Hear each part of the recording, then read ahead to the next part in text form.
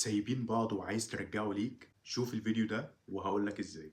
ايه هي الحاجات اللي لازم تعملها لو كنت عايز الشخص ده يرجع لك مرة تانية؟ انت بمجرد ما تبعد عن الشخص ده او يحصل بينكم فراق، فاللي هيكون متوقعه انك هتحاول ترجعه ليك، وده لانه متعود منك على كده. فاللي لازم تعمله دلوقتي انك اول حاجة تعكس توقعه ده، لان ده اللي هيوصله لمرحلة الخوف انه يخسرك. ما تتصلش بيه، ما تبعتلوش اي رسايل، ما تتكلمش معاه لو لمحته في حتة. لازم تديله مساحة يحس انه مفتقدك، ولو عملت العكس هتلاقيه اتخنق من وجودك اكتر، وكمان هيكمل في احساس انه ضمك. فاوعى تفتكر ان زنك هيجيب نتيجة وهيخليه يرجع.